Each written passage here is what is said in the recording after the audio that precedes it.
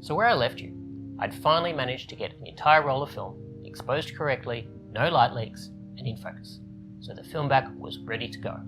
So me being me, I did the only thing that I could think of. I made changes to the design. The version 2 back, as I started calling it, was fully functional and worked well. But there are a couple of little things that had sort of cropped up when using it that I wanted to address before I really locked the design in. The main change was the lip where the film cassette marries in with the film back. There's about probably a 2mm lip around the edge. It's light tight and works really well. However, I did find that when putting the film back on and off the camera multiple times, it's quite a tight fit, as you would expect, because it needs to be light tight. And I started to worry that maybe in that moving it on and off, there'd be the chance that the film cassette could actually come off the film back. With the 4 cams that hold it in place are quite tight, but only having a couple of millimeters holding it in place just concerned me slightly. So what I did was I added a thicker lip around the edge where the film cassette marries in with the film plate. It's probably a little bit under 1 centimeter now, so that when sliding the film back on and off of the camera, there's no chance of the film back coming off or coming out of registration. It doesn't affect the light tightness. The previous version 2 back was perfectly fine. It's just more of a functional, makes me feel safer. In the process of doing that, I also redesigned the little cams that lock it in the film cassette in place. I sort of added a bit of a raised knob to it, so it's just a bit easier to lock them in and out. And I actually printed off another set which I put onto the version 2 bit back, so that one also has those. Because realistically, the version 2 film back is fully functional. Just the version 3 one has some nice little added features and nice to have features. With that, I pretty much have decided that the design is as good as I'm going to get it for now anyway. So I have loaded the files up onto Thingiverse, and there will be a link in the description. Free to anybody to try and print off if they want to. And by all means, if you have any questions, shoot me the questions through, because I'd love to see what other people can do with it, and also if anybody has any suggestions or changes to the design to make it even better. So with that, I decided it's time to actually use the film back as it was designed for a real shoot, rather than just some test frames. So I headed out to a place called Lake Tyrrell. Now Lake Tyrrell is about 4.5 hours north of Melbourne, where I live. And it's a salt lake, similar to the salt lakes in LA or California, significantly smaller. However, it really has this sort of really amazing situation where for the vast majority of the year, when it's dry, you have the standard sort of encrusted salt bed. But during the winter months, when the rainy season kicks in, you get a very thin layer of water that sort of settles, and you get almost like a mirror-like finish. Now, I'd had Lake Tyrrell bookmarked for quite some time, and so what I really want to do is I want to shoot it dry, and also I want to shoot it when the lake bed is wet as well, so I can see the differences throughout the year.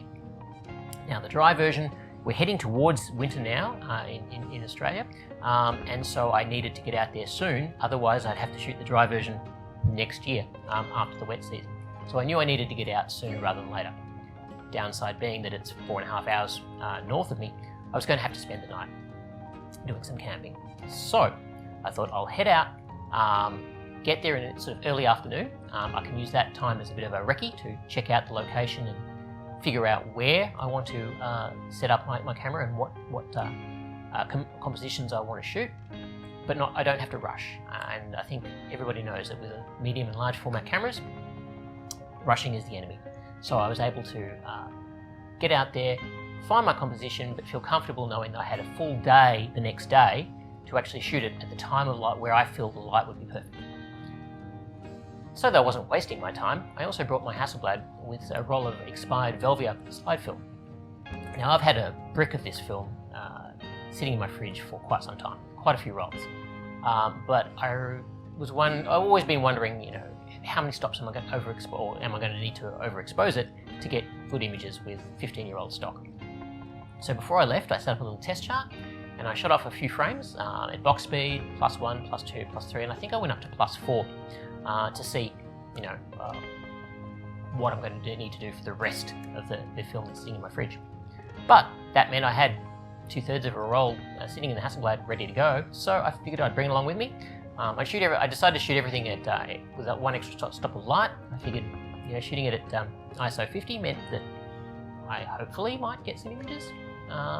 And so when I was wandering around Lake Tyrrell in the early afternoon with some beautiful light, I fired off the rest of the roll from the Hasselblad just to see if I could get anything.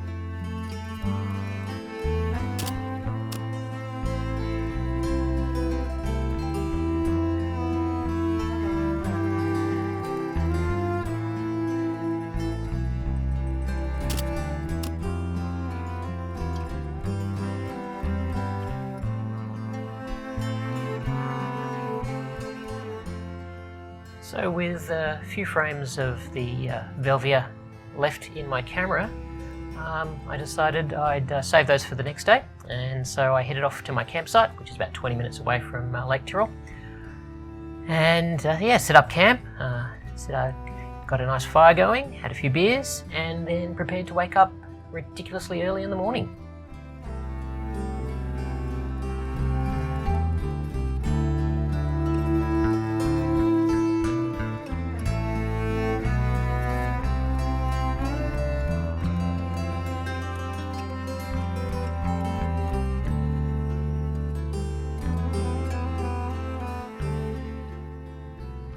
On my way into the Lake Tyrrell proper, I had seen one composition that I thought might be worth giving it a go. There was a little bit of water still there, so I was getting a little bit of reflection.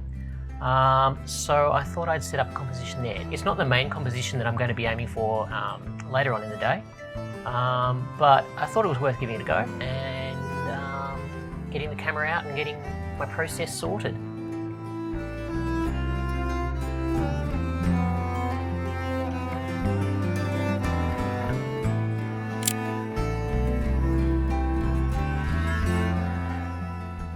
I knew there was going to be quite some time before the light was going to be where I needed it to be for my main composition. So before I headed back into town, I had a bit of a wander around and got out my Hasselblad and fired off the last couple of frames of Velvia. At the time, I had no idea if I was going to even get any images out of the camera, but I have to say, I'm incredibly happy with how they've come out, and having not shot slide for a while, I'm looking forward to shooting a lot more. So yeah, headed on into town, and I did the one thing I always do, which is of course Nippy's iced coffee. Those who know, they know. On my way back to the main location, I happened to drive past this disused, abandoned shed, and as everybody knows, if you don't immediately stop and photograph every single abandoned shed or abandoned building in the world, you immediately have your film photographer's license revoked, and you are forced to go and shoot digital for the rest of your life. So of course, I had to set up the camera and fire off a frame. Honestly, I wasn't really expecting much out of it. It was kind of nice being able to use up some of the time before my main composition was ready to shoot. So I figured it was either that or sit around contemplating my navel. And let's be clear, my navel is not worth contemplating.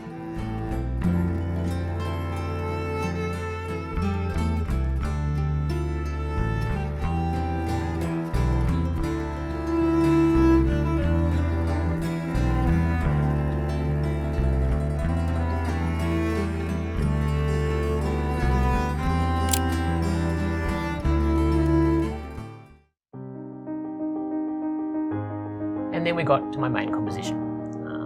And you can see here I've time-lapsed the setup and the preparing the shot, and just the level of faffing about, dealing with the wind, finding the frame, finding focus, getting the camera set up, all of those things.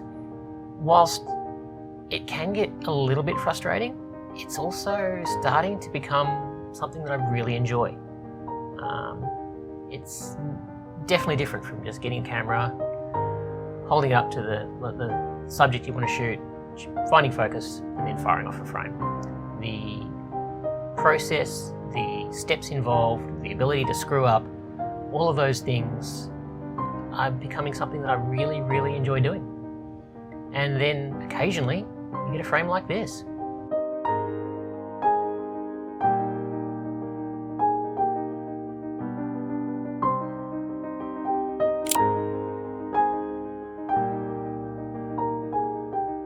So there we have it. I can finally say that the camera in the film back is working exactly as I had envisaged it when I planned or had the idea of making it almost 8 months ago now.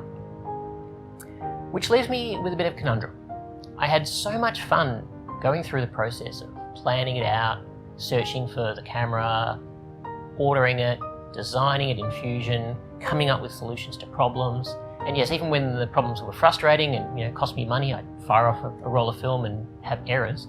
The process of coming up with solutions and fixing it and designing it was so much fun that I'm kind of craving for another project.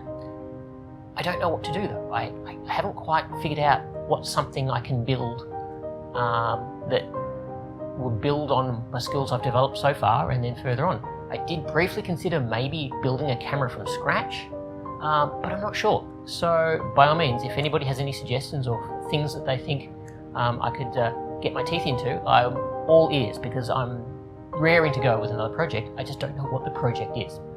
So in the meantime, say hey to your dog for me.